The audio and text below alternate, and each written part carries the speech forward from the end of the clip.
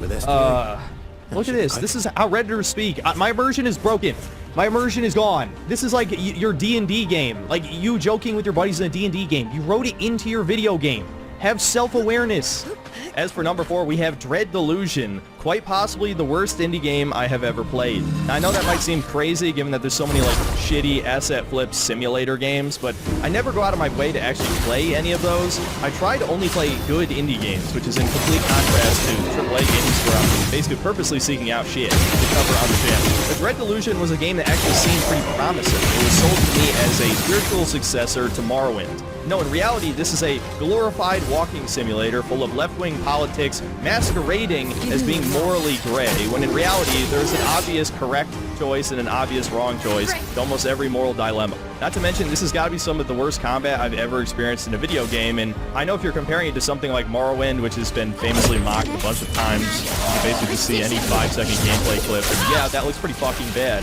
But in a way, this is almost worse because it's basically nothing. There is no difficulty whatsoever. You just hit a guy like 3 times with a sword, he can't even really hit you back, and then you move on to the next end.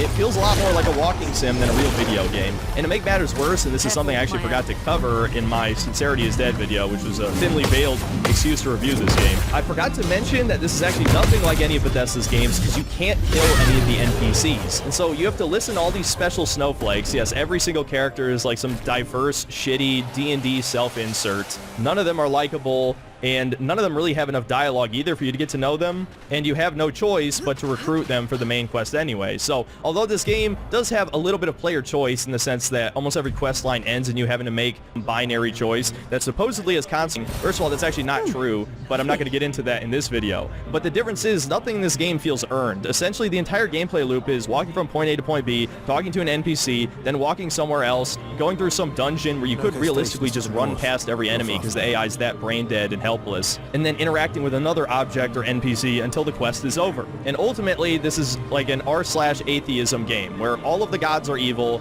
but the evil fascist government is also evil, and so when you finally get to the ending, you chase this girl boss pirate captain who's built up as the greatest thing ever, of course. Not gonna get into that, but there's a shit ton of girl boss female characters in this game, and there's even like a quest about a character transitioning in a fucking medieval fantasy world. Again, just watch the video if you want details. You learn that the massive moral dilemma at the end of this is that the pirate captain chick has realized this world is full of suffering, and the only way to win is to completely remake the world over with some outer god creator being. And so you either choose if you want to not use its power because it might risk destroying everything, and also the whole game has kind of been teaching you gods are bad anyway, even if killing the gods also kills the land. That's the gray moral dilemma part. Or you can use this creator god's power to remake the world and make everything happy and wonderful. Does that sound like a morally gray choice to you?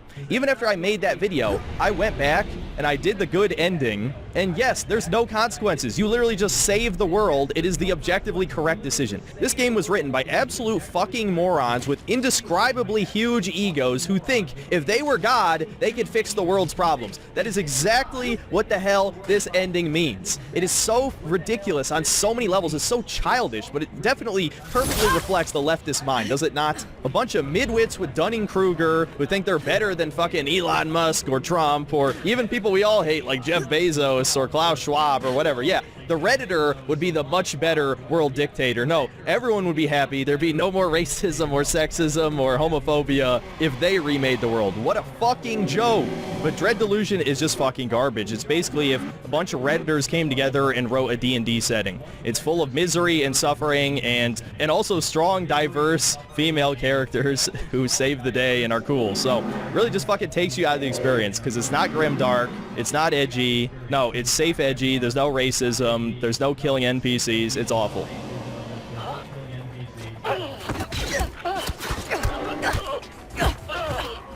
The armor does nothing. The armor does nothing!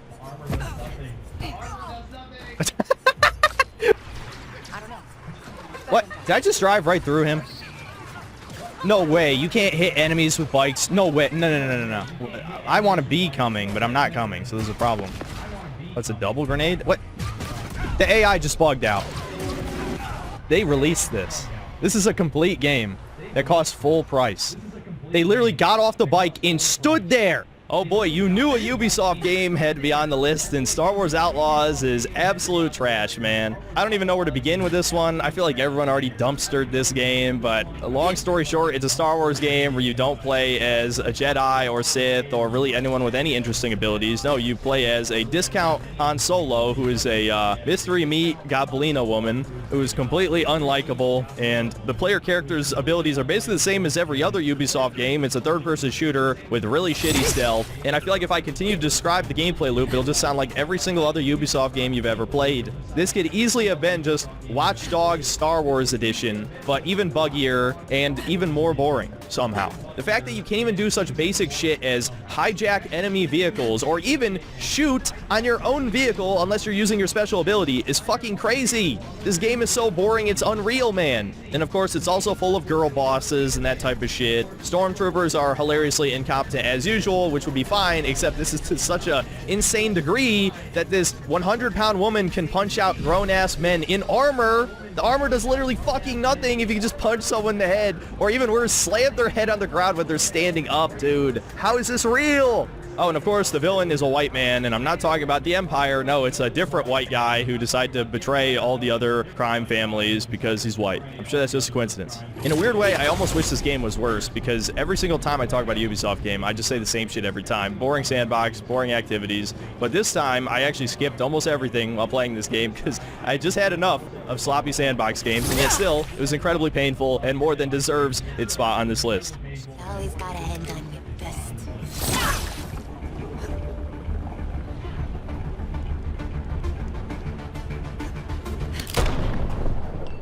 That's the writers going, fuck you, gamers, fuck you. Who do you think you are? Our vision's better. Our game's better than the games you loved. Yeah, can you believe Suicide Squad killed the Just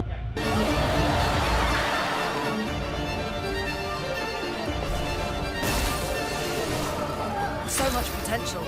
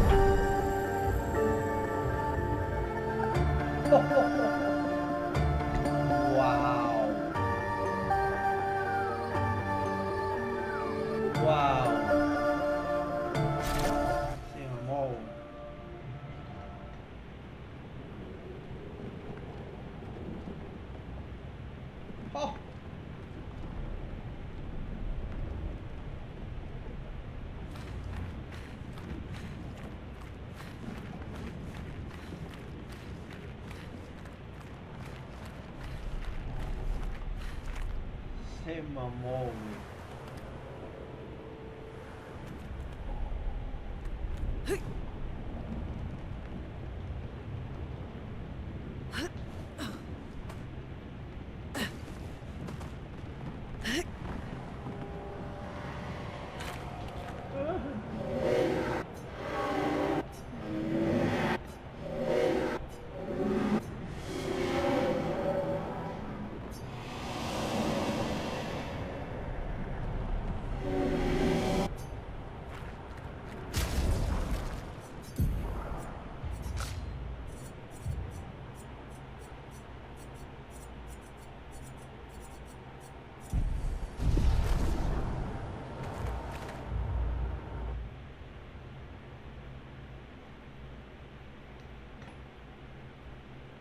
Justice League is only second place on this list. When I played this near the beginning of this year, I thought there's no way in hell a worse game comes out than this, but, well, when you see number one, it'll make sense. But yeah, what do I even need to say? This is one of the worst ideas for a video game in history. This is a glorified humiliation ritual. This was one of Kevin Conroy's last performances, and was canonically the Arkham Batman, and fucking Harley Quinn kills him! Do I even have to describe anything else about this game? And yet I feel like there are so many other things to talk about, man. It's actually underplayed how embarrassing it is that Superman gets killed by bullets. Of course, Wonder Woman avoids the brainwashing because she's a woman, and she's even a diverse female in this one because she sure as hell doesn't look ethnically Greek. I'm sure the more ignorant amongst you would just say, oh, she's supposed to look similar to Gal Gadot. Well, I would say making the one Justice League member who's a quote-unquote good guy Israeli is certainly no coincidence. And there's all sorts of weird other political propaganda-esque shit in this game. There's a fucking trans flag in a game featuring the Suicide Squad. That joke practically writes itself. The fact that John Stewart Green Lantern is treated as one of the bad ones because he's a cop while he's making fun of a blatant criminal black man, aka Deadshot, who isn't even supposed to be black, and yes, they make that joke at the beginning of the game. There's all sorts of weird shit in this game like that where it's like, yeah, I guess it's not racist when they do it. And in one of the most out-of-character moments ever, Lex Luthor, of all people, basically says that Wonder Woman and the Amazonians are basically Ubermensch and have the perfect society. And look, man, I can only say the word propaganda so many times in a video before it becomes parody tier, but is this really anything other than that? And I haven't even talked about the gameplay yet because there's almost nothing to talk about. It's just pure slop. It plays like Crackdown, but really boring and shitty, and it's focused around co-op in a game where nobody's buying this shit and nobody did buy this shit, so it's not like you're going to be playing it with friends anyway. And of course, to add insult to injury, by contract, they had to support this game for a year despite it having virtually no players after the first week. And the DLC characters are a fucking joke in and of themselves. We have the insecure, like, incel Joker, which I'm sure this character is totally not supposed to be a mockery of Joaquin Phoenix's Joker, just like the movie sequel is totally not just shitting directly in the fans' mouths for daring to like the Joker. We have a female Mr. Freeze, and goddamn, this is one of the ugliest character designs I've ever seen. We get Deadshot's daughter is a character out of this massive DC universe that has all these cool villains you could have chosen for the Suicide Squad. This is truly the best they could do. So yeah, this is just a classic case of spitting in the fans' faces, and of course they reaped what they sowed. This was one of the biggest gaming bombs of the year. Fun fact, it's also the worst game my brother has ever played in his life, and I only forced him to play half of it with me. And so I doubt there's going to be any debate whether or not this game deserves its spot as the second worst game of 2024. Now, before we get to number one, I'd like to hit quite a few dishonorable mentions because there were so many mediocre to bad games I played this year. I'm not really going to go into detail about why each one of these sucked, but I did want to throw out their names because they deserve to be shit on at least one last time before the year's up. First up, we got the casting of Frank Stone, which is Supermassive's newest game made in the universe of Dead by Daylight. This is one of the worst movie games I've ever fucking played. Holy hell, it was so boring. There's plenty of woke shit as well. It just has pretty much everything bad about all of their releases after Until Dawn. They just haven't been able to write a semi-competent story and compelling characters since then. Then we have Dungeons of Hinterberg, which is just a straight-up DEI, probably government-funded game. Honestly, you could just take one look at the art style and already know that there's no point playing this shit. It's some magical realism puzzle game with brain-dead combat. Next up is Indiana Jones and the Great Circle, which I already covered in detail in my review. This game is just straight-up mediocre, 5 out of 10, unremarkable. It's not a good adventure game. It's not a good puzzle game. It's not a good shooter, and I feel like the only reason it exists is because Microsoft got the license for the Indiana Jones IP and had to give Machine Games something to do. Next up is Still Wakes the Deep, which is a walking simulator pretending to be a horror game, many such cases, made by the developers of Amnesia Machine for Pigs. And even worse than Machine for Pigs, there's just almost no actual horror in this game. You're just walking from point A to point B, doing a few really basic puzzles. In a lot of cases, they're not even puzzles. And I think there's only 4 or 5 times in the entire game where a monster can kill you. It was just straight up boring trash with an uninteresting story. Next up is Unknown 9 Awakening, featuring the Indian Yennefer from The Witcher show, and this is another just straight up like DEI funded adventure game that plays like a really shitty Ubisoft game if it was more linear, and just feels like the ultimate like anti-colonialism Indian fantasy where they kill all the white British people. Wowie zowie. And the final dishonorable mention is A Quiet Place: A Road Ahead, which is another stealth horror hide and seek game, except you play as a pregnant black woman with asthma in a universe where if you make any noise, you fucking die. And the developers of this game are so lazy that if you sprint at any point where a monster is in the area, it teleports behind you and kills you, even if your back is against the wall. So yeah, the game is dog shit. Okay, finally, let's get to the worst game of 2024.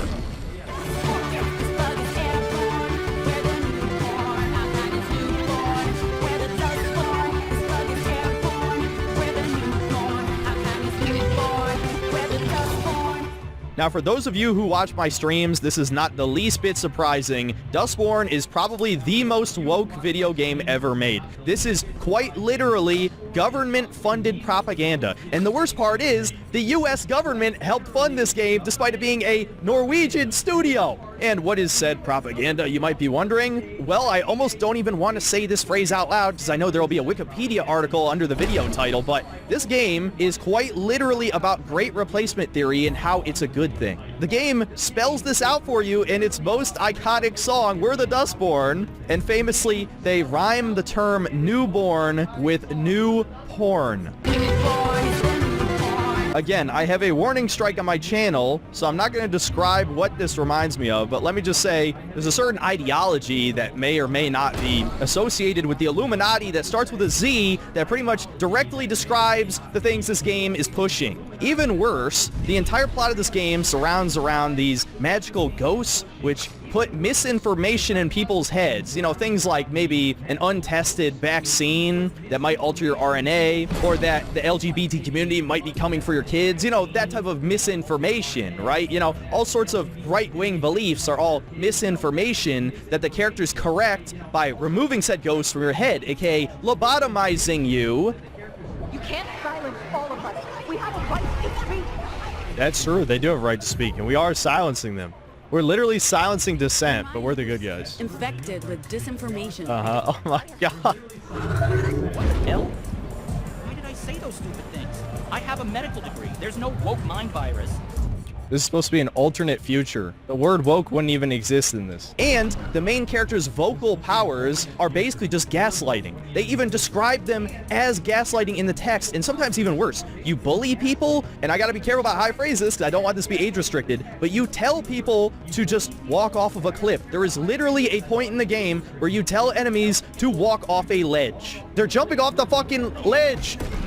So canceling people, okay, hold on. They're admitting that canceling people makes them game end, makes them Minecraft themselves. This is unreal, man. Like, if Norwegians had any self-respect, these people would be in prison. Who do you think they're referring to? The worst part of this, too, is like the main gang of characters, this diversity squad, they don't even really like each other. They lie to each other, they manipulate each other. On numerous occasions throughout the story, the main character, Pax, uses her vocal powers to brainwash her own friends to agree with her or to force them to do things they don't want to do. Her Korean ex-boyfriend, girlfriend, non-binary, whatever, uses their powers to gaslight you. The giant fat Muslim cow is a fucking cop informant. And why did they write that? Oh, because her white spots, her skin condition, is a representation of her inner whiteness. Pax's sister hates her just because she decided to leave the all-female commune that you visit early in the game, and that's a whole bag of worms that I really don't want to get into right now, but the sheer amount of drama between the characters, they clearly don't really like each other on any level, but the main character is so powerful among these discount woke X-Men that she basically becomes their messiah, using the voice to rewrite reality itself, because when a black woman speaks, you listen. Ironically, one of the biggest issues with this game's story comes down to its very concept, that we're supposed to believe that the power of words are so strong that allows them to defeat the fascists and the chuds and all that, when immediately the thought came to my mind, all it would take the final boss to do is just say the N-word and boom, total party kill right there. It would be absolute Kino. Sadly, this is not that type of game. This game is so fucking blatant with its political propaganda that leftists don't even accept this thing because they know it makes them look bad. Everyone hates this game because it just spells out the truth with no filtering about what progressivism is really about, what cultural Marxism is about, all that shit. You know what woke actually means for the fucking drooling retards who still don't know what it means. This is what woke is. You know, you can look way past the surface level that this is the most diverse cast you've ever seen. I don't have to describe that. Your eyes just watching this footage already knew that. It goes much, much deeper than thought this was a fucking parody because it's so blatant. But no, it's because the elites are that fucking out of touch. They think they can do whatever the hell they want. And this game is a perfect example of that. And if you think the game bombing means that their ideology failed on any level, you're wrong. Because governments have infinite fucking money. This is truly one of the most sinister games that has ever been made. And because it was so thoroughly mocked, people are going to forget that. But I'm not going to forget that because to me, this is just the ultimate self-report. They know they're bullying people. They know they're canceling people. They think it's okay because they think they're the good guys. They think erasing us is good. If you had to ask me what my biggest regret this year relating to the channel is anyway, it was not reviewing this game. You would think forcing myself to suffer through so many bad video games that I'd be prepared for how gay and retarded this is, but I really wasn't, man. I had to play through this over the course of like 5 or 6 weeks because I couldn't stomach playing it for more than 2 hours at a time. And somehow this game is like 15 hours long, but it's just walking around and talking. It's a fucking Telltale game, but 15 hours long. I'm suffering! For as funny as it was at points, it ultimately was not worth it. And the final boss, again, you can't even make this shit up. The last enemy of the game is truth. Objective truth is the ultimate enemy of the leftists. It's fucking mind-blowing, man. It's too late to review it now. I know there's gonna be comments that say you should do a video anyway, but nobody cares about this game anymore. I had to say my piece, though. This is probably the closest thing you'll get to a review on it. Just know that this is a worrying sign of things to come. I know people have been swallowing a lot of white pills lately, getting high on that copium because, well, over 10,000 layoffs in the game industry is pretty huge. BlackRock has lost over $1 trillion, yes, trillion dollars investing in ESG programs. But at the end of the day, these people have wormed their way into the game industry. The very developers themselves are far leftists who hate gamers and have told us on many, many occasions that they hate us. And the powers that be, the elites, whatever you personally define that as, think it's perfectly fine to burn money to mock us and to tell us what they want to do to us because there are no repercussions, okay? Again, I don't want to get banned, so I'm not going to say anything else on this, but this is one of the worst games I've ever played in my life, and is definitely the worst game of 2024. Alright, now that we're finally done with talking about bad games, we can finally cover a few decent ones. Since I never really review good games anymore, this will be a nice change of pace. Now, I'm sure there's going to be some of you who think a few notable games got shafted from this list, but like I said already, you need to view this as a list of recommendations. I purposely omitted a few games because I think you either already played them, or if you didn't, you have no interest in trying them in the first place. So for once, almost every game on here is an indie game. Usually I'm a bit more critical of indies than most other people are, just because I think there's already been so many quality ones released over the past 10 to 15 years. There's no reason to gas up the mid ones just because they're better than AAA releases. No, shockingly, I actually played 4 really good indie games. So without further ado, let's get into the 5 best games of 2024.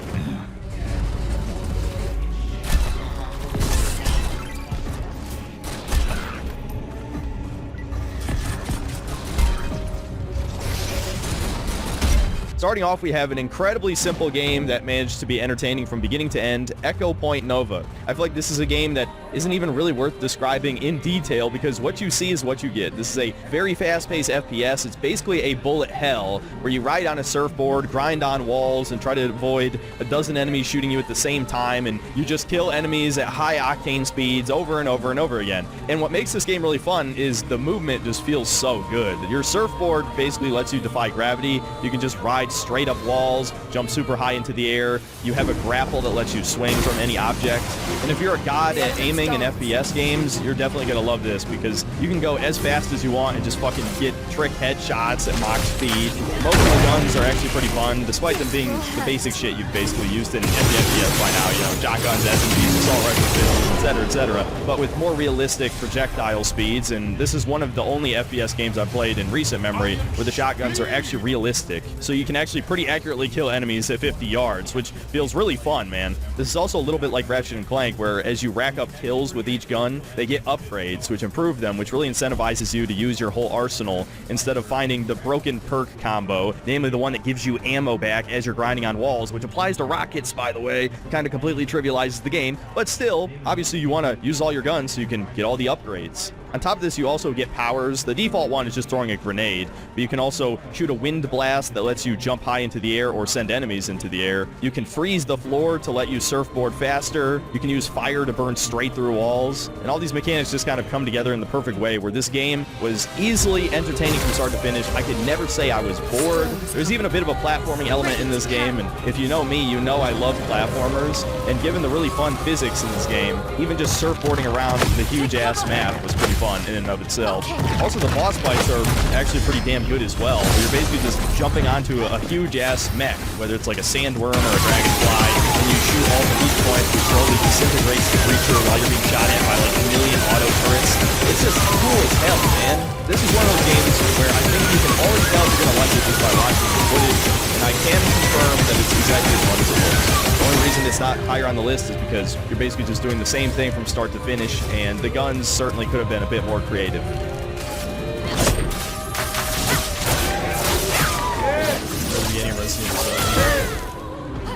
Let the ink flow. I like the beginning. Whoa, holy shit. Run, homie, run! On to number 4, we have another callback to classic survival horror games with Hollow Body. I think those of you who enjoyed Signalis should definitely check this one out. They're somewhat similar in the sense that they're both cyberpunk inspired and obviously have a lot of Silent Hill influence in them. The difference being that this one is a lot more grounded and down to earth, and despite taking place in the future, the main setting of the game is actually in the past, because you're in like an abandoned town with 90s technology. But there's a strong psychological horror element to the game, which I don't really want to spoil the moment, but when you're traveling through the sewers, you end up having to collect these hearts to get to the next area of the game, and when you pick up the final one, the game starts to fuck with your head in an incredibly effective way. Generally, it's pretty difficult to scare me when it comes to survival horror games, especially if they're the classic fixed camera tank control style, but I played this part on stream, and you could tell I was visibly starting to get scared. It was shockingly the best instance I've seen of a game like this, fucking with a player's head and their mental map of an area.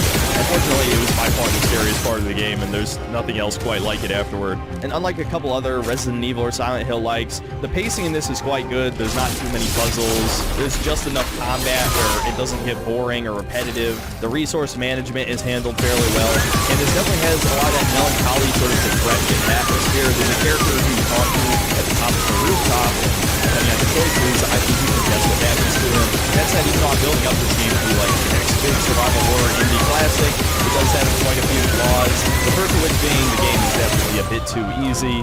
Another is that a lot of the puzzles aren't really puzzles and more like games of I Spy, where you notice the obvious shit in the environment and combine the obvious things in your inventory. Outside of one weirdly cryptic puzzle where you essentially have to use battery acid to melt a lock, that was not very intuitive. Another issue is the town's layout, which is very similar to the Silent Hill games in the sense that in between the dungeons, you're basically just wandering around and meandering until you figure out the next objective. But unlike Silent Hill, this game really does not guide you effectively to the next destination. Now, the map isn't big enough for you to really be wandering around more than 10 minutes at most, but it still felt like you were just wandering aimlessly in a map that has way too many enemies that you can just run past, so they might as well not even be there. And my final 2 issues with this game are going to sound very familiar to what I said about Signalis, but one, ultimately, this is partially a lesbian love story, not nearly as much as Signalis, where it's the entire story, basically. And my second problem is that the ending sucks, but definitely not for the same reason that Signalis did, to avoid spoiling that game. Ultimately, I do think this is a pretty decent game, and I'm kind of a sucker for this genre. Even though it's definitely coming back into vogue, I've noticed there's a lot more indie survival horror games these days. But unfortunately, this game is without a doubt inferior to Signalis, and it likely is also inferior to Crow Country, which also came out in 2024. And the only reason that isn't here on this list is because I already watched a bunch of gameplay for it, and it isn't the least bit scary to me, and that's kind of a basic requirement for me to enjoy survival horror games. Instead, I decided to play Hollow Body, and I wasn't disappointed.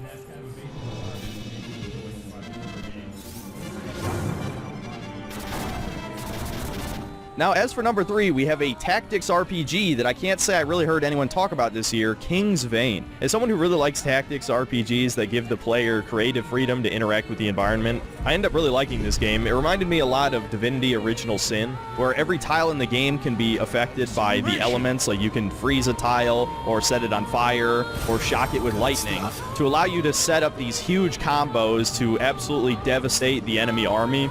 This is a game where you're very frequently outnumbered, and unlike something like XCOM, the enemy army isn't split into cells that are split up by the fog of war. No, you're fighting the entire squad at the same time. And so if you understand basic action economy, if it's your 5 guys versus 15 of the enemies, if you let those enemies all attack you, you're gonna lose right in the first round. And so this is where the mages come into play. They have these massive AoE attacks that can burn the entire arena, and the enemy AI is not just going to walk through the fire, even if they could survive it. And so you can use this to cut off part of the enemy army from getting to you, buying you an extra turn. And some of the elements will combine together, like you can strike fire with lightning to make it explode if you have the right passive perk. Some arenas will have bottomless pits, and you can straight up push enemies into the pit. This is one of those games where pushing and pulling is really effective, so if you like that sort of thing, it's got that. You can freeze enemies solid, you can cover the arena with spike traps. There's all sorts of different things you have at your disposal, and this game has a really good class system, where if you invest EXP into one class, you unlock another class, and then you put EXP into multiples to unlock a more advanced class.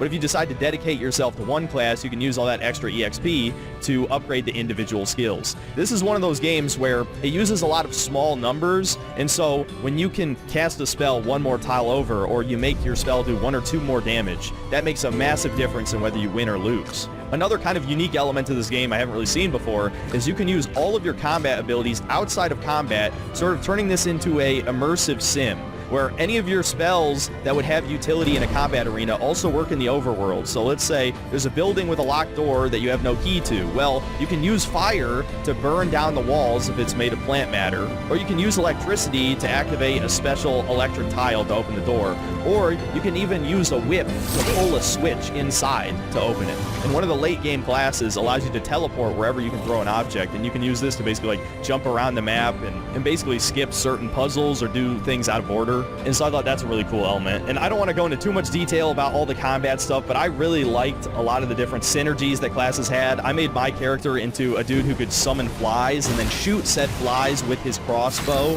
which did absolutely massive single target damage, especially when teamed up with one of my other character classes who was more like a tank. He could set down a tile that boosts the attack of anyone who stands on it by 3, which is huge in this game. And so the fly dude was doing like 20 damage in a shot, which is like crazy. And the enemy variety is pretty damn good as well, where the main enemy of this game is like these little ghost dudes who can inhabit bodies. And so whenever you kill a wisp enemy, it spawns a little node, and the nodes can resurrect enemies. But they do it on a delay. They have all sorts of delayed attacks, which are essentially the balance mechanism for AoE moves, because most of the best magic spells only activate after your opponent's turn. And so the enemy AI is smart enough to move out of the way of the AoE, but you can set up scenarios where they can't get out of it by reducing their movement with one of your other characters. And a lot of the AI enemies will copy your character classes and be able to do the exact same stuff you do, which just makes for like a really compelling and surprisingly deep combat system where every single turn matters, you know, like XCOM or basically any good tactics game, I would say. This is definitely one of those games where I had a lot of fun with it. Once I started it, I basically just played it from start to finish over the course of 4 or 5 days. I was absolutely hooked. But I'll admit, it's definitely not a game for everyone. Some people just don't like tactics RPGs. Some people might not like the limited Super Nintendo looking aesthetic.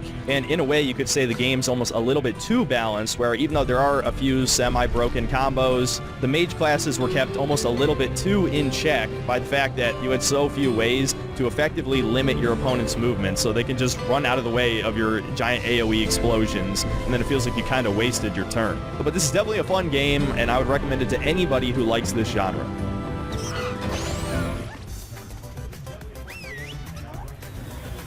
This whole game is like, remember when PlayStation was good? Stop. You're gonna make me sad.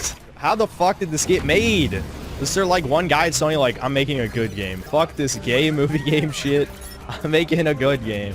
And you can't stop me. Oh yeah, you knew Astrobot had to be on here. Anybody who's been watching this channel long enough knows I love 3D platformers, and I've been waiting for them to make a big return for something like 7 or 8 years at this point, and this was finally the year of the 3D platformer. Astrobot has to be the best PlayStation exclusive since, I hate to say it, but probably Bloodborne. This basically feels like Super Mario Galaxy, but made by PlayStation with an absolute metric ton of references to their classic exclusive franchises, and even more third-party games that used to be exclusives. Basically, if you grew up with a PlayStation 1, 2, or 3, all of your favorite characters are going to be in this game. Even characters that were weirdly snubbed out of the original release just got added in the Christmas level, that being Gex, Croc, and Rayman, so they basically got everybody. Now again, the cynical way to look at it is that this is basically a graveyard of all of the great PlayStation franchises that are never coming back, but all of the member berries definitely brought a smile to my face. Now as a game, ironically, this is where Astrobot sort of falters a little bit.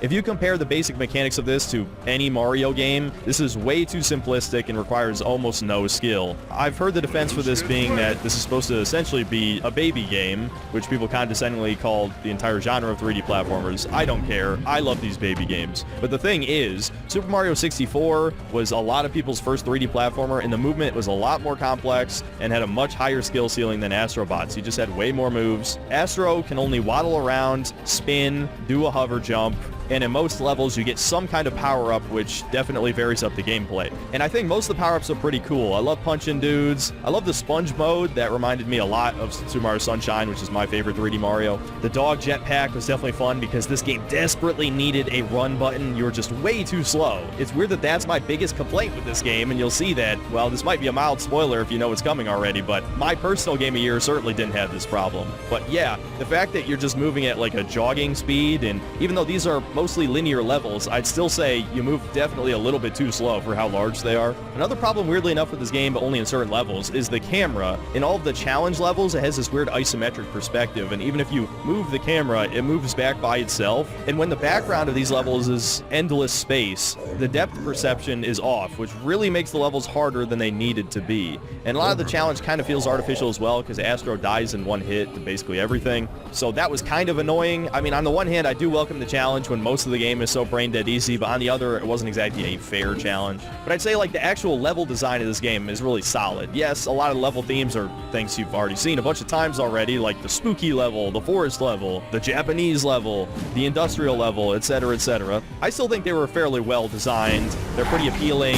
The exploration element of the game was handled fairly well. I always wanted to try and find as many of the pods as possible, especially for the member berries. And I think this is just the type of game that it almost feels like uncovering forgotten nostalgia from your childhood, where it absolutely could have slotted in as one of my favorite games when I was a kid.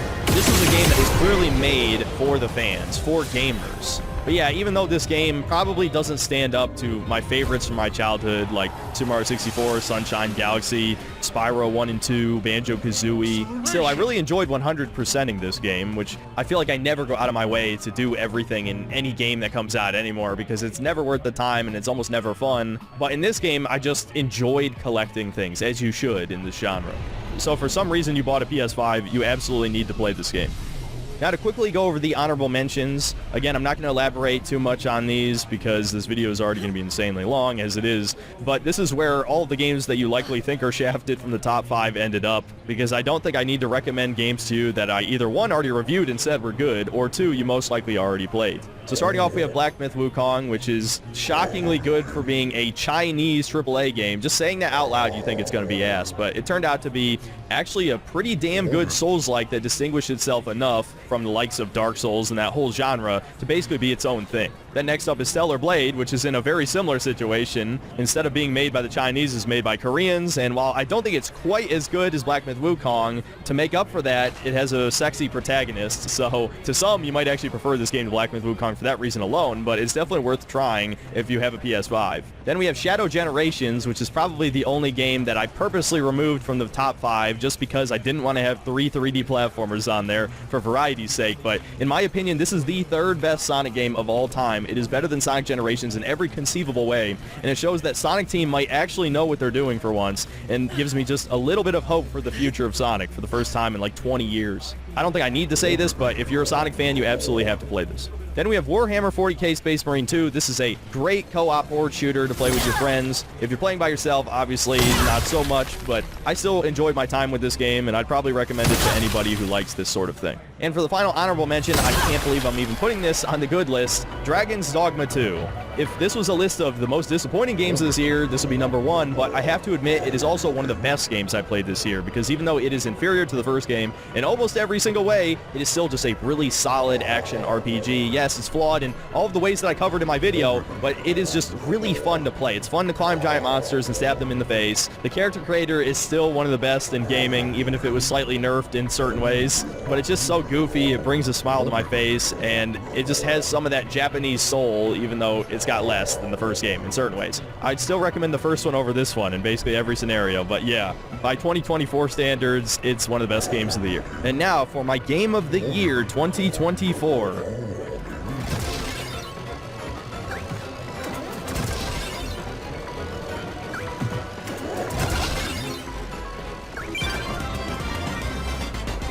This is a game that, if you don't watch my streams, you probably have no idea what this is. Yellow Taxi Goes Vroom. I'm sure even hearing such a fucking Reddit-ass title makes you not want to try this, but I promise you, if you like 3D platformers, it is worth it. The title pretty much spells it out. You play as a taxi, and you drive around these 3D platformer levels while boosting off of ramps to cross impossible distances and collect all of the gears to save the world from the corrupted oil that Alien Musk, no affiliation with Elon Musk, is creating to destroy the world or something. The story obviously does not matter here. This is another game where you just watch this footage and everything you're seeing right here is exactly what you get. The reason why this game is number 1 is because it has some of the best 3D platformer controls I've ever experienced in my life. The very simple way to describe it is to just say it's like Super Mario 64, but if you were driving a car instead of running around as Mario. And for some reason, that is just like the perfect formula for fun platforming that I would have never thought of in 1,000 years. Obviously, there is quite a bit of a learning curve if you've played games in this genre and you're obviously not used to driving around a car, because it really just does control exactly how you would expect a car to control in a 3D platformer. But once you get the hang of it, it just feels so great, dude. And this game has a super boost where you hit the acceleration after you started boosting, and it gives you a double boost, which sends you even further into the air. You can boost in midair to get even further horizontal distance. There's no dedicated jump button in this game. The way you jump is you actually cancel a dash and you start flipping, but you can also do this while reversing to do a back jump. And you can also double jump in midair, and there's a timer on boosting in midair, so if you get enough air time, you can boost or flip again.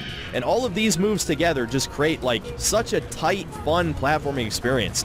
And the level design is another thing that's like, it's creative, it's fun, it's shamelessly Italian. There's a level that's literally just all pizza, there's pizza people, and it's all about eating the pizza people, and there's a lot of stupid, goofy, kind of Reddit humor-esque jokes, but not to the point of being mega cringe. It's just kind of like charming, goofy, harmless humor. This game is just incredibly charming. And another thing it's got going for it is it actually has a shocking amount of content.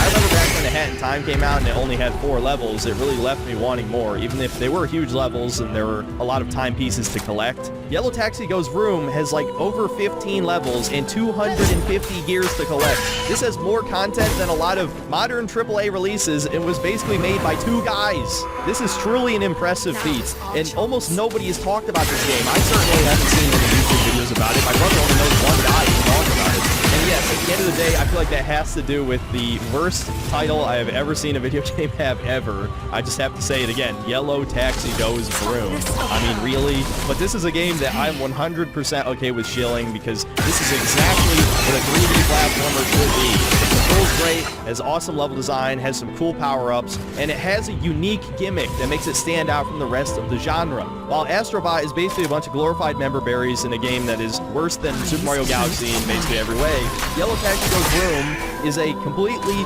new experience while being familiar enough to hit you right in the childhood. This is the best 3D platformer that I've ever recommended on this channel. I can promise you that. I know I've recommended a couple not as good ones in the past, like Hell Pie, but I swear to you, this game is awesome. Just give it a fucking chance, dude. It's so good.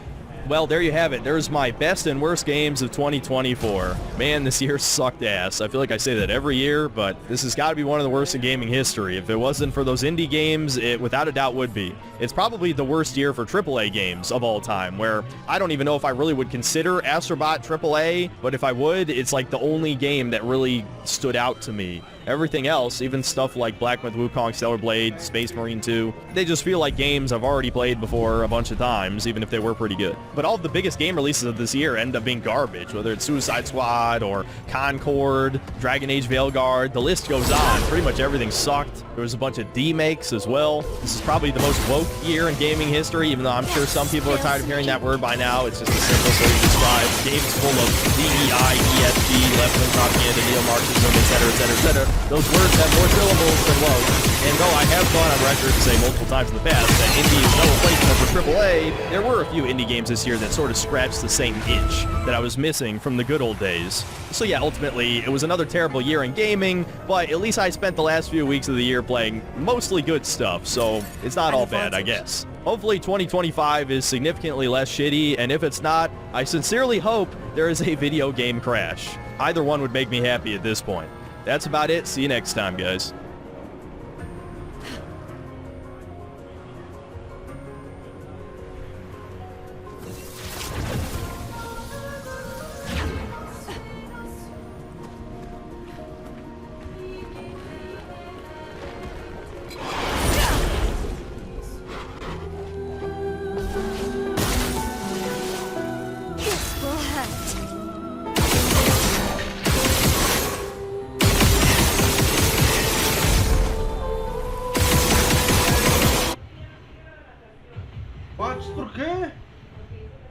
Oh my heckin' Reddit Soyance God! By the Soyance God! Yay.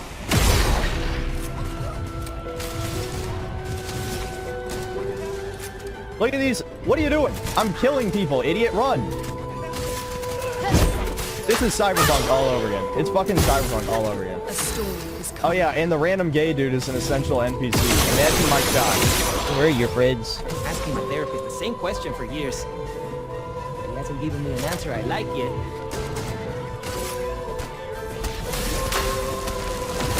We got Oil Rig City. Hey. Oh no! You really can't swim underwater. Look at this. Look at this. What is this? Oh my God. This might be the ugliest game that's come out in the past 10 years. I can't believe this. This is so I could probably just stare at these randomly generated NPCs for hours. You know it had to be done. Oh God. Oh God. It's glitching again. Make it stop. What the fuck is that? The hell is that? Now's our Opportunity to chance. take out Delgado, and at the same time, make some serious credits for ourselves. Yeah, and he's an essential NPC. He just tried to betray our leader, and I have to let him live. What? This game sucks, dude. Dance begins.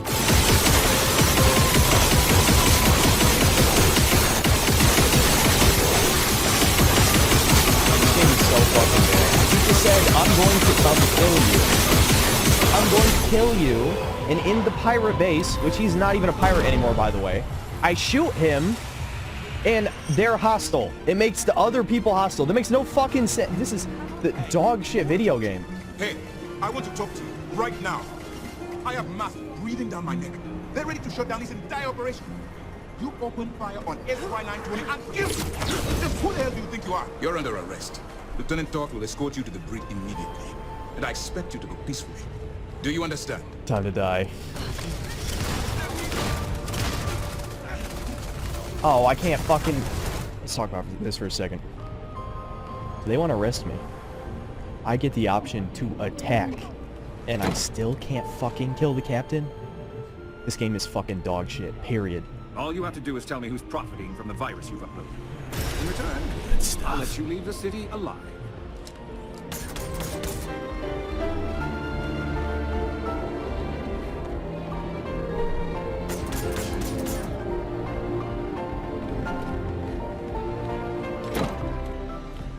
I told you so. Man, that feels good to say. I told all of you guys exactly what this game would be, that it would be Fallout 4 combined with No Man's Sky, and lo and behold, what is it? It's exactly that, but worse. I've talked about this a couple times in the past, but Fallout 4 was the biggest gaming disappointment to me of all time back when it came out. I was hyped through the moon when it was revealed during E3 2015. I actually grew up loving Fallout 3, despite its many flaws that I've come to realize later on. And when Fallout 4 finally came out, it turned out to be an incredibly shallow RPG with terrible writing, barely any side quests to speak of, and only a handful of even vaguely memorable characters. Not to mention the vast majority of exploration felt completely pointless. With the removal of the weapon durability mechanic, the only reason to loot stuff was to grab random trash off the floor that you could use to modify your weapons and build up your settlements, which I hated both of those systems. They really added nothing of value to the game. And so fast forward 8 years later, and Starfield is just more of the same shit, but even more bland. At the very least, the Fallout universe is pretty interesting. It's actually one of my favorite sci-fi universes I've ever seen. It combines a lot of cool retro sci-fi concepts in a post-apocalyptic wasteland and giant mutated animals. Even the intelligent races are pretty interesting. You got smart zombies, giant mutant green ubermensch robots, and as of Fallout 4, androids that look nearly identical to humans. And of course, Starfield has none of this. I'm just going to say it right up front. There's no intelligent aliens in this game. And I already know some of you are going to say, well, we already knew that before the game came out. Well, a bunch of people didn't know that. I did know that, and I had no hype for this game, so despite how utterly mediocre it is in almost every facet, I was not, in fact, disappointed by this game. I knew better than to have expectations after Fallout 4. And unlike Fallout 76, Bethesda can't hide behind this being some kind of B studio. No, it's their main studio that made Starfield. Supposedly Todd Howard's magnum opus is, without exaggeration, one of the most boring games I've ever played in my life. Now, I know I'm starting to repeat myself with this, but no joke, ever since God of War Ragnarok's release, I swear AAA games are just getting more and more boring. But unlike cinematic games like God of War and Final Fantasy 16, this is boring for a completely different reason. The actual gameplay itself is dull and repetitive and utterly pointless. And the quest design is about as basic as it possibly gets. Every single one involves following an objective marker and either activating a thing, talking to a person, or killing some people. Every single one without exception. Even the world interactivity has been nerfed into the ground.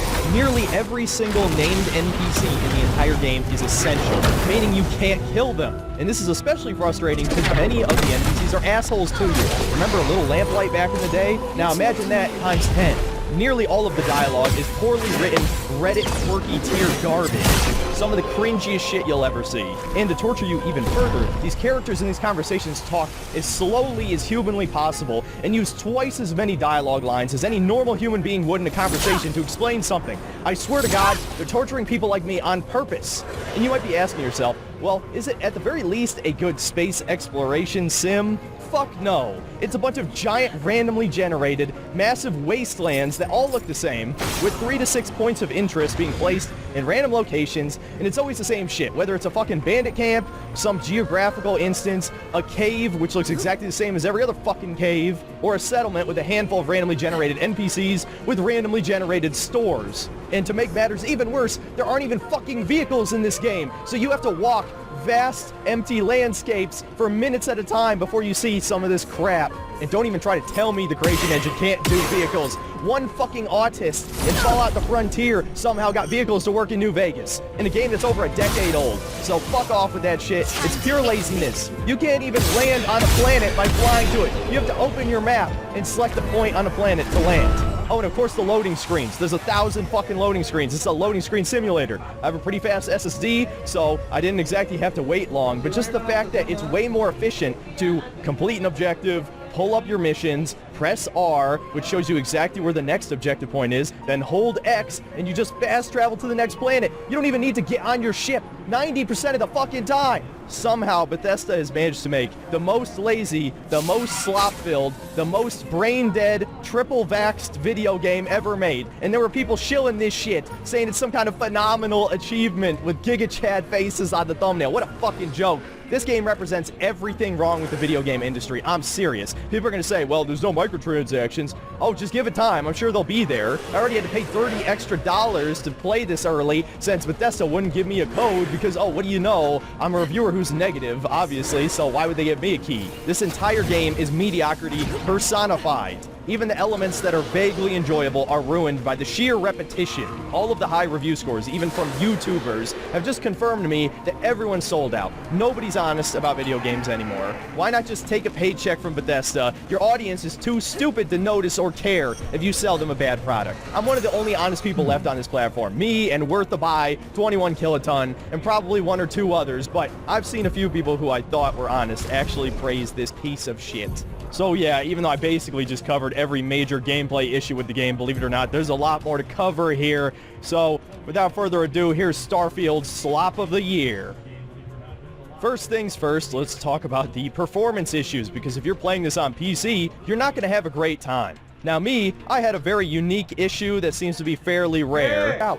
Yeah, but it's completely random. If you're playing Skyrim, you can just use the internet to find all 3 words to the shout you need. In this, you just gotta keep visiting temples and hope you get lucky. What the hell is the point of magic powers if 80% of the time it's better to just shoot a guy? So yeah, I'm sure people are going to argue this is actually a really cool thing, but to me, again, it just shows how fucking derivative this is and how Bethesda has no original ideas left, that they're just recycling old mechanical concepts from their more popular games. Okay, what about loot and exploration? Well, loot has been sort of improved. I'd say it's still mostly the same as Fallout 4. You're gonna pick up a shit ton of random garbage for crafting, and actually they've expanded crafting even more than Fallout 4, so there's twice as much garbage that you might have to pick up, and if you're not paying attention, you won't even know what to pick up, so you're going to be constantly over-encumbered. Oh yeah, they reduced the encumbrance limits in this game compared to older Fallout games. It's much closer to Fallout 76 than it is to, say, Fallout 3 or New Vegas. I was constantly over-encumbered, even with a companion following me. Now you can sort of alleviate this by expanding your ship's cargo, or building a base somewhere to constantly fast travel to. But one, I fucking hate the settlement system, I don't fucking care, and spoilers, there's no settlement section in this video, because I didn't want to do it. As for the ship, well, I can only blame myself. Much later on, I did expand my cargo significantly, but still, I gotta say, the encumbrance limits are way too high. You can easily fill up your entire inventory in just one dungeon if you're raiding every chest. One of the weirder downgrades from previous Bethesda games is that you can no longer loot all of the clothing from your enemies. And I don't just mean the apparel to strip them down naked. I mean, the armor and the helmet don't always drop. In fact, most of the time they don't. Now, if it's rare or better loot, you'll be able to take it off of them. And in certain situations, you can loot the apparel layer, but you can never strip an enemy down to their underwear. And can you think of one reason why that might be the case? Well, like many, many modern games, about half of the enemies in this game are women, and it is not very politically correct to strip a woman down to her underwear, even though this is something you could do in like every previous Bethesda game. And while this isn't loot related on this same line of thinking, there's no gore in this game either, something that has been a feature since Fallout 3, and this is very clearly a clone of Fallout 4. I don't care what anybody else says. So they actively removed a feature from previous games, even though this game is rated M, and gore would no doubt make the shooting more fun. And again, I have to make the argument, it's because leftists don't want you brutally dismembering women. At least I would have to believe that's the case. And given the many other woke elements of this game that we'll get into later in this review, I have to believe this is the reason. Why else would they remove gore if it's still rated M? It doesn't make any sense.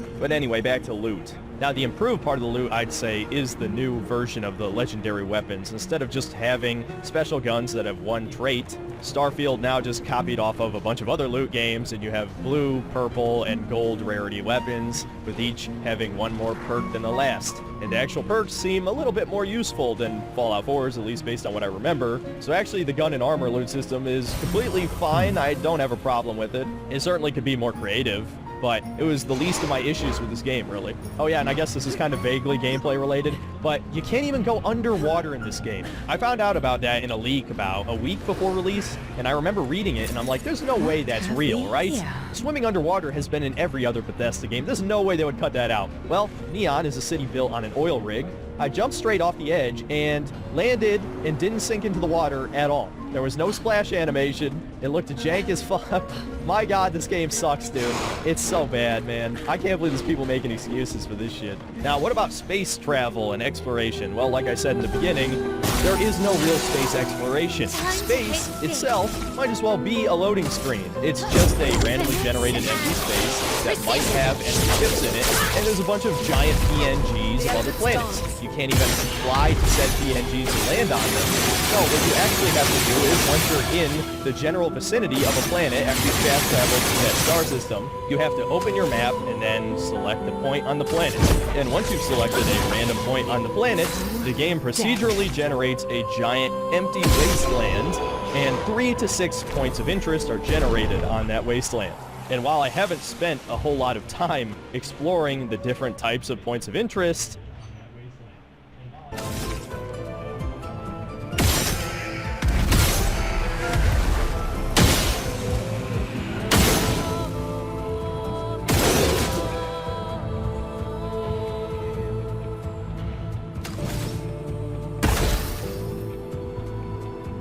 I die. So be it.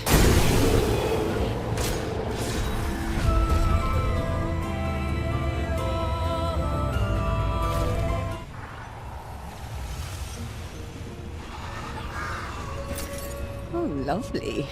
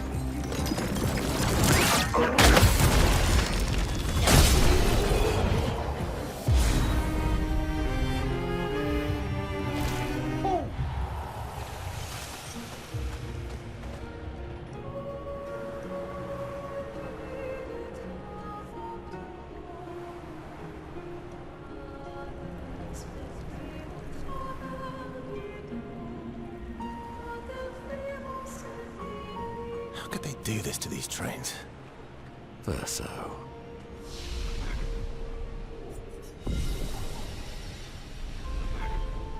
Yes, I still like trains.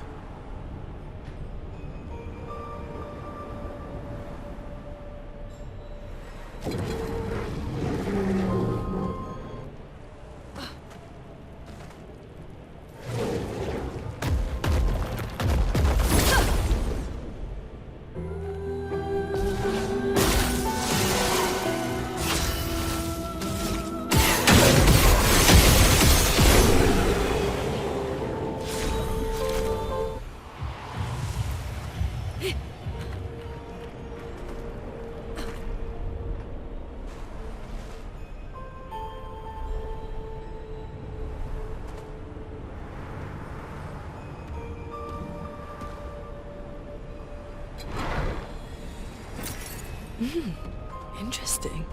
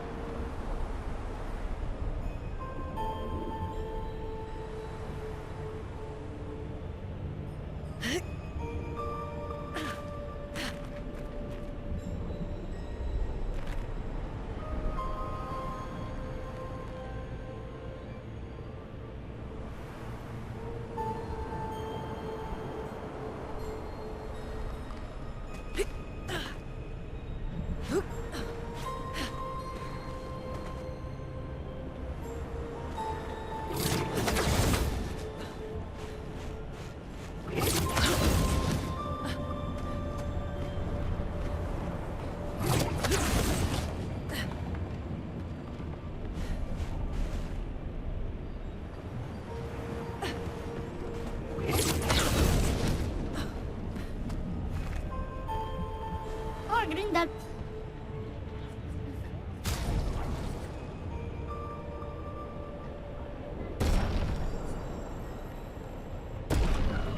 listo كله.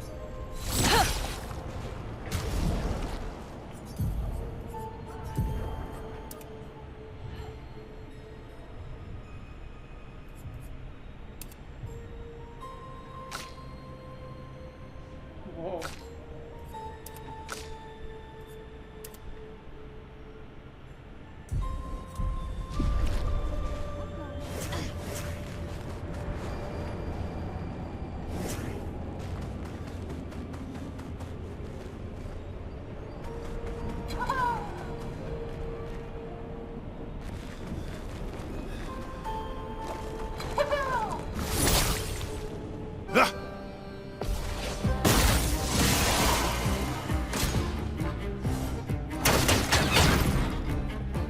Finesse and grace. Take down their shields.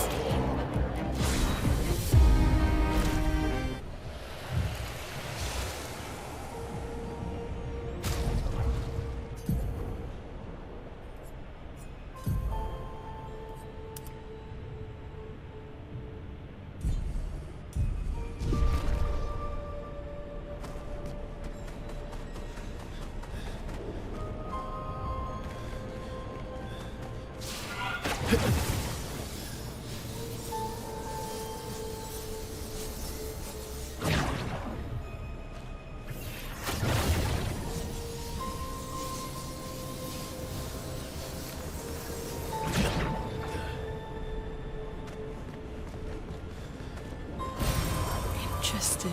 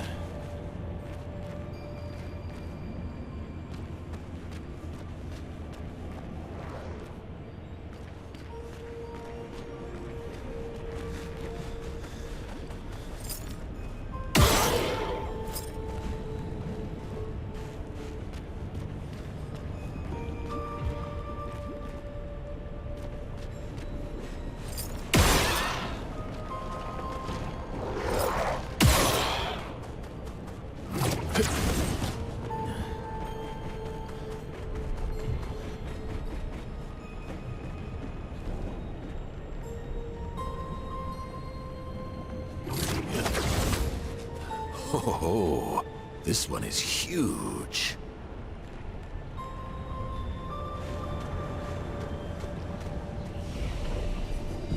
Huge.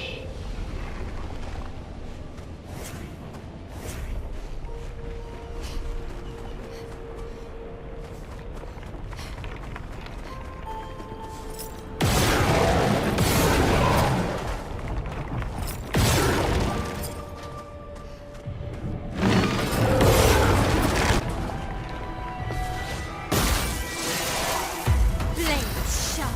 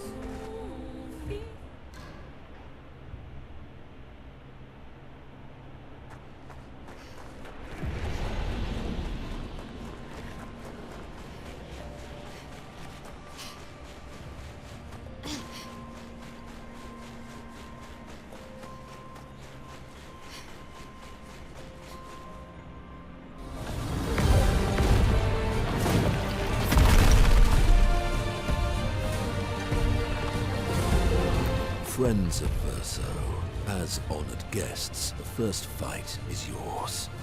Defeat the Stalact with your fearsome talents. Right. Oh. You're serious? Yes, he is.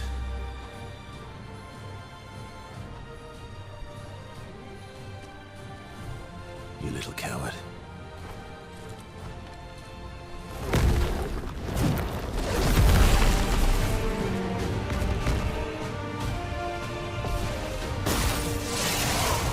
Blades sharp. Verso, why aren't you using gradient attacks? I don't need pointers from the one sitting on his lazy ass. You didn't teach them, did you, you lazy old fart? Very well. I shall generously Spill impart my some wisdom. ink.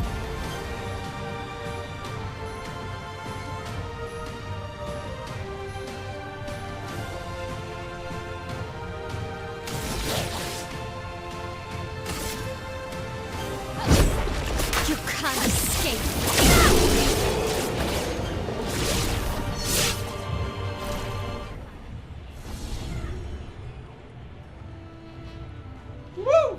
found worthy friends, Verso.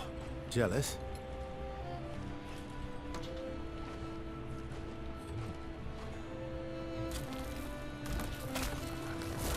What are you doing? I just need the foot. Aha!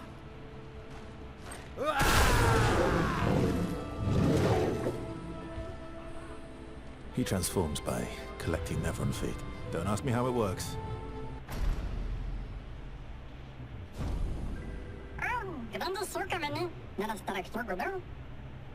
Should parle de nummer, nemelinez de gestrado, should do doodle, and I should get to and notice it.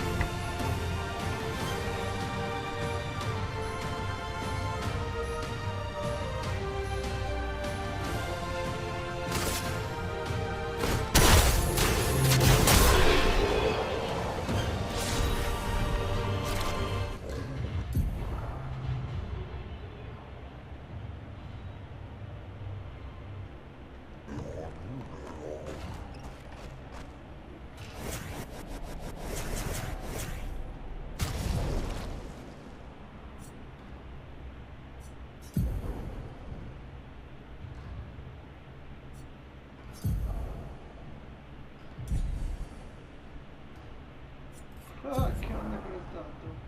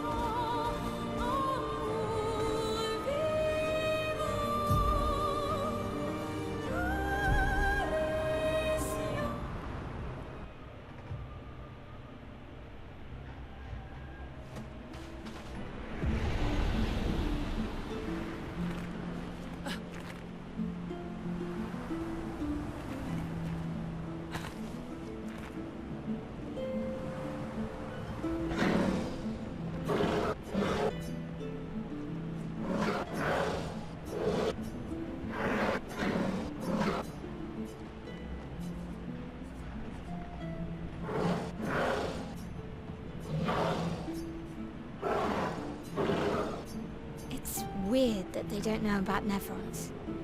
It's possible they died before.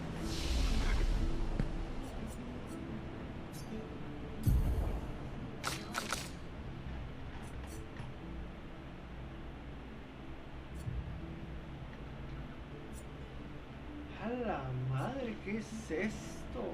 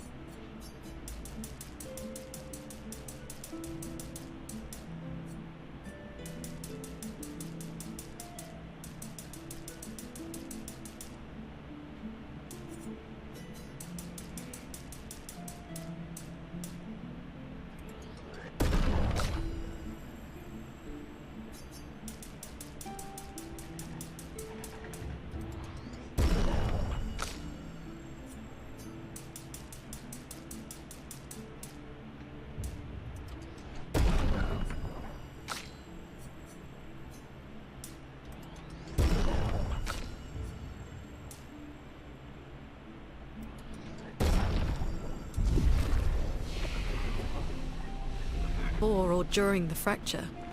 Or perhaps they called Nevrons something else.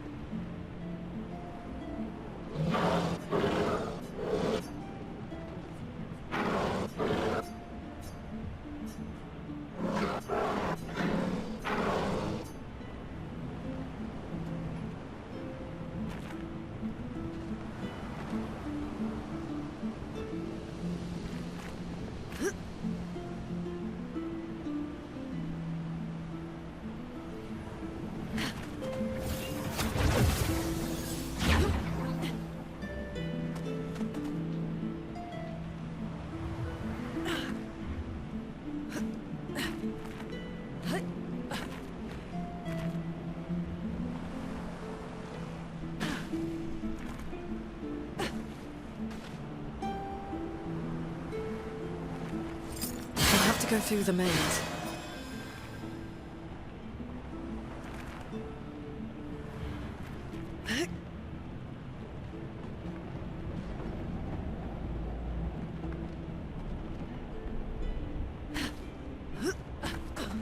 Great. The door closed again. Spooky.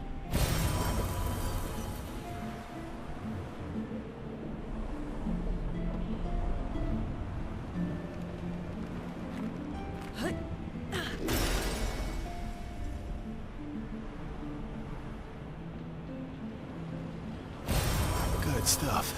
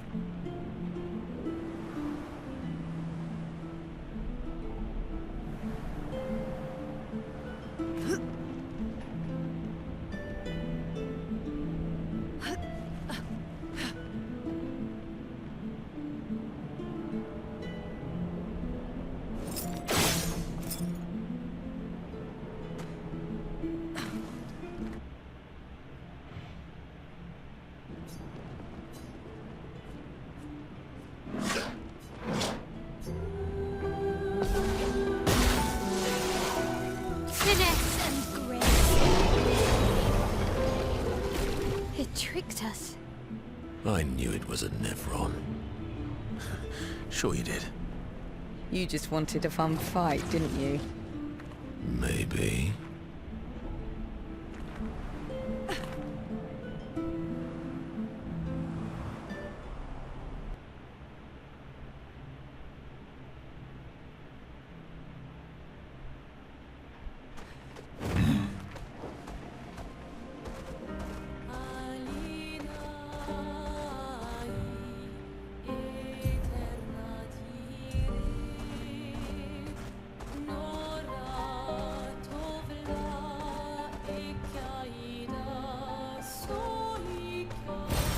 Useful.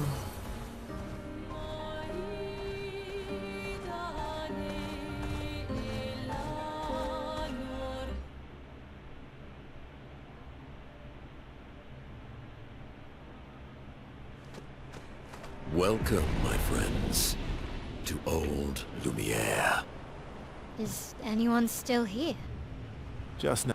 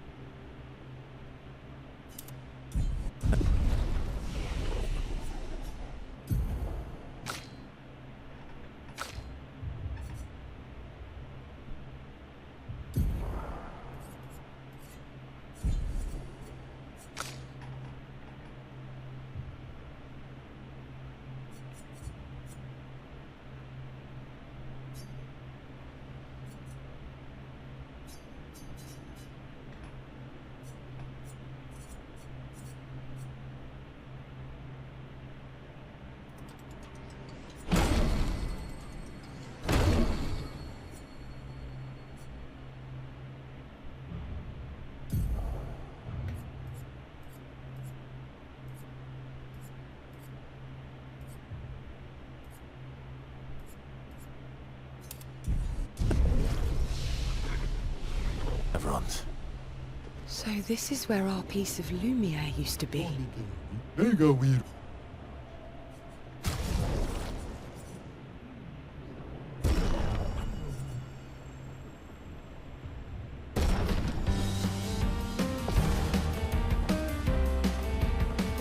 I'd love a dance.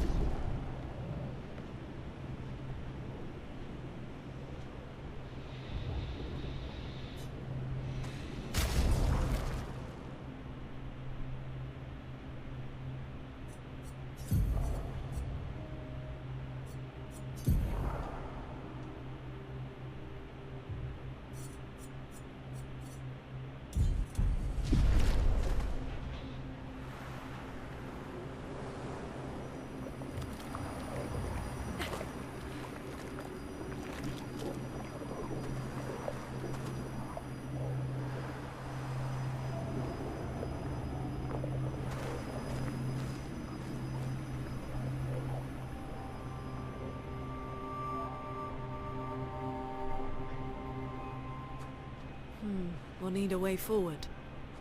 The heart is in the center of the city. All right? Show off a bit, Minoko.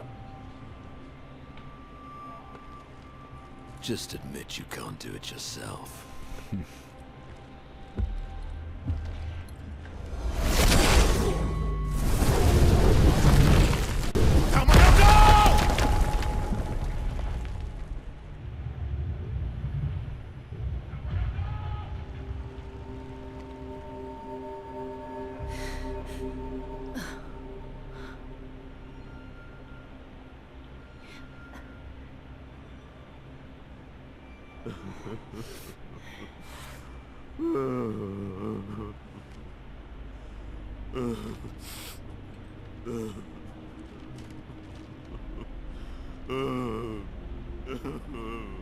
Minoko!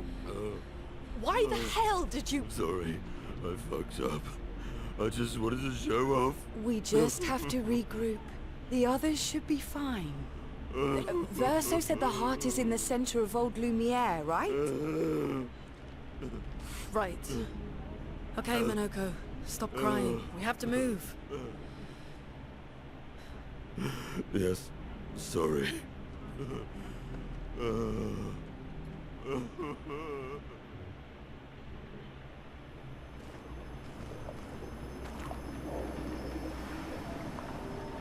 Friends, I beg your forgiveness for landing us in this quagmire. It's okay, Minoko. Let's move on, shall we?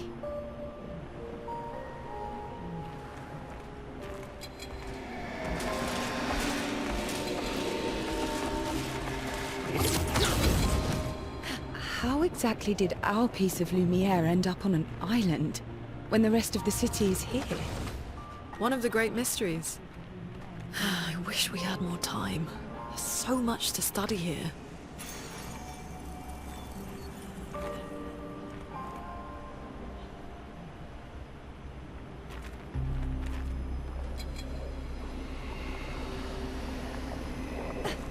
So, Minoko, what was life like before the fracture?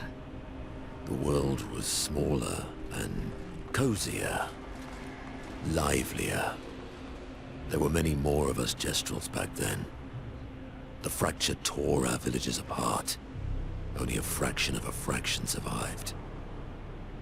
Our forests are filled with Gestrels awaiting rebirth.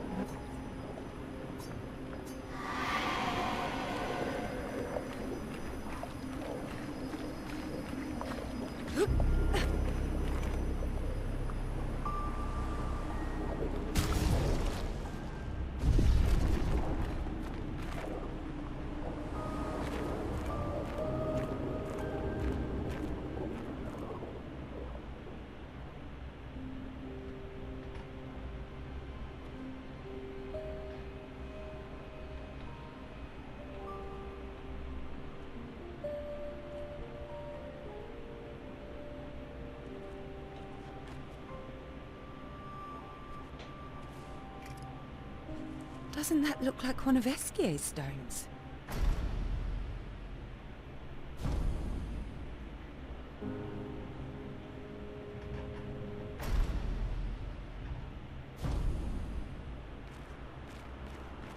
Speaking of home, where do you live in Lumiere?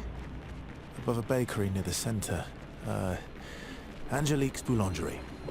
I ate there every morning.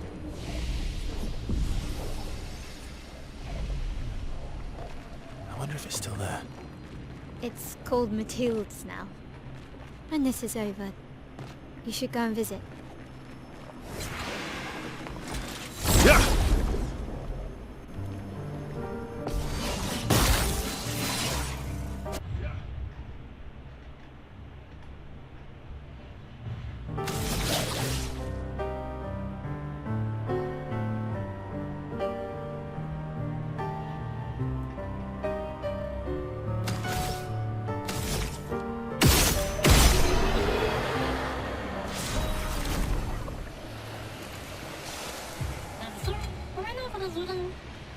I never said there was treasure.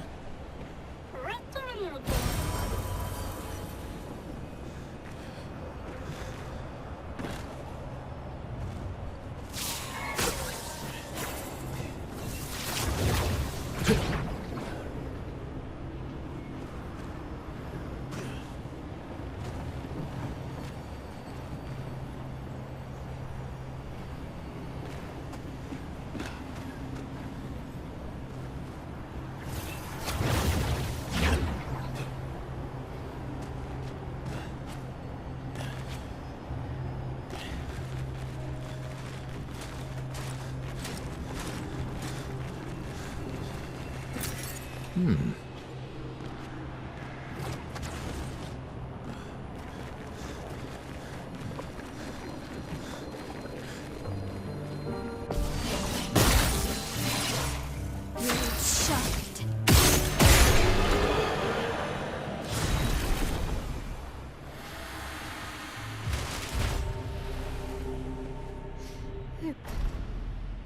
Pretty good team.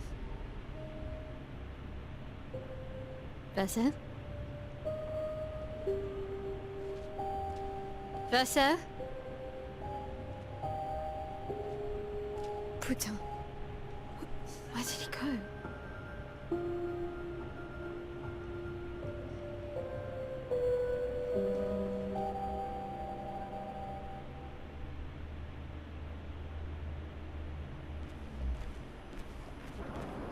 So, where did you go?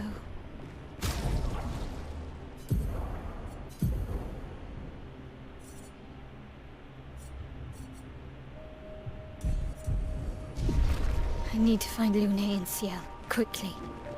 I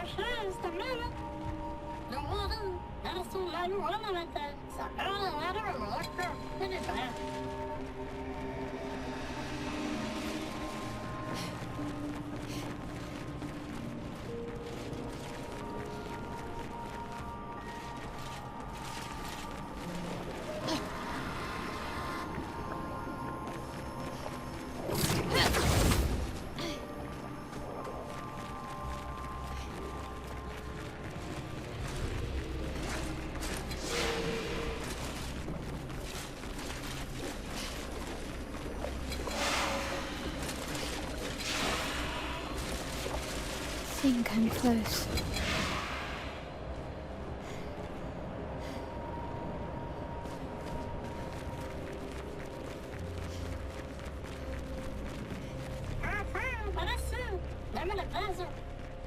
This manor's intact. Why does it feel so familiar? I know this place.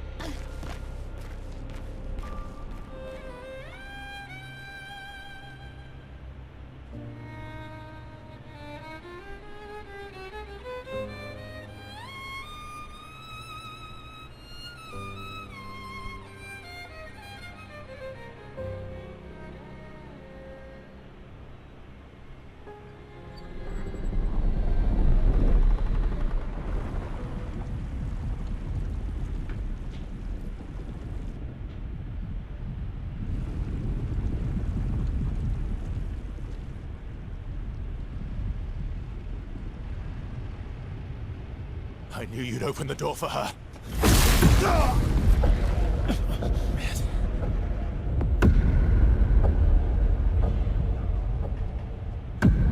Really, Verso?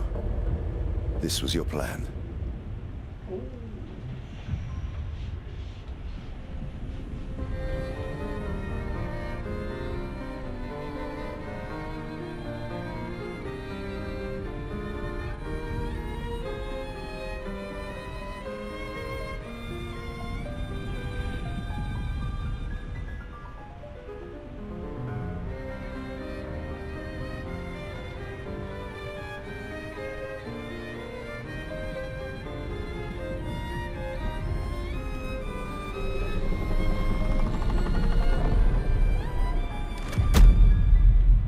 How many times must you hurt our family? No, you don't get to lecture me on family. Why do you refuse to see I am doing this for us? Yet you insist on rushing toward death. You're trying to stop the wrong cycle. You're doing this for yourself. Of course. Easier for you to think that, isn't it? Easier to betray us if I'm the villain. So move.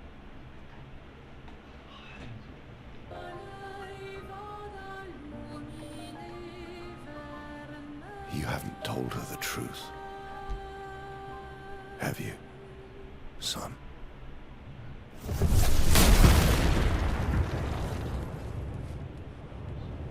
Sorry we're late. We were busy doing a bit of reading. Were you planning on sharing that this man, the man who murdered our team, is your father?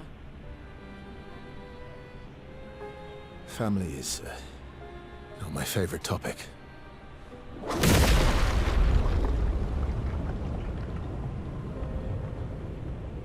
Right, can we talk about this later?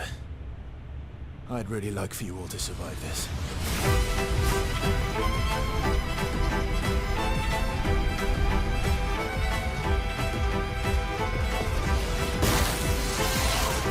This will hurt.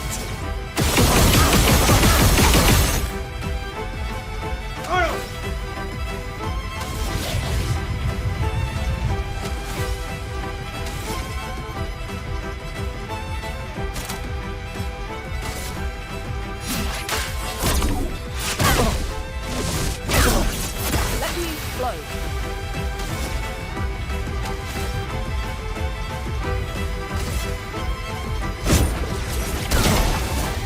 Now is our chance.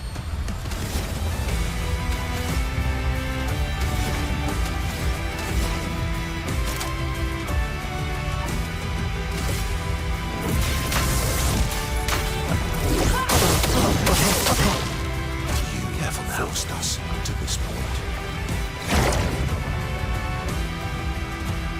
Blades sharp.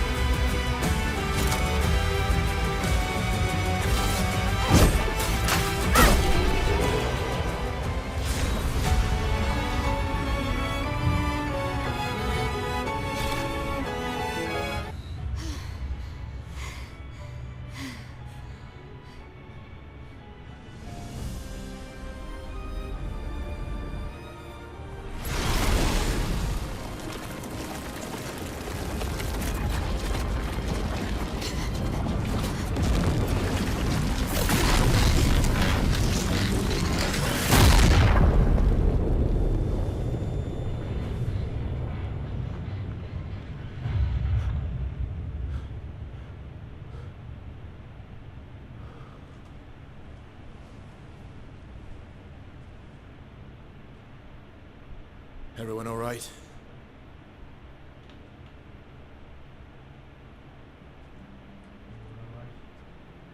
Okay.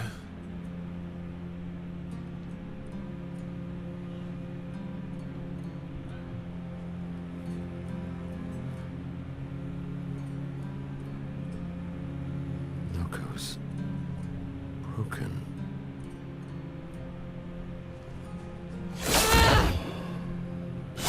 Why can't you accept who you are?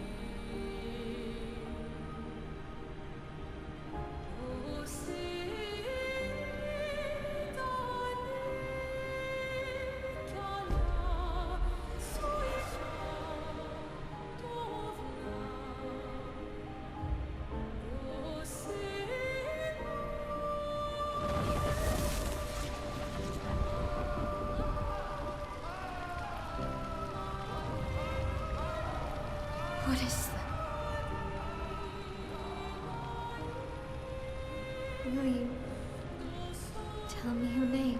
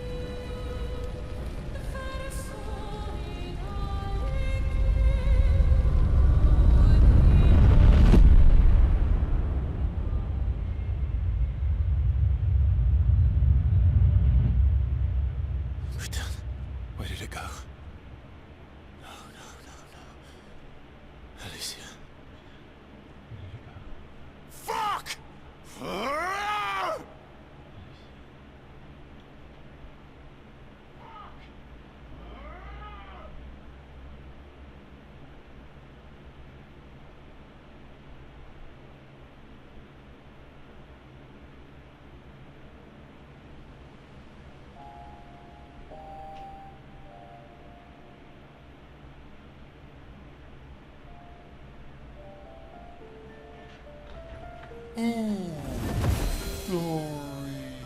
Thank you, Norman.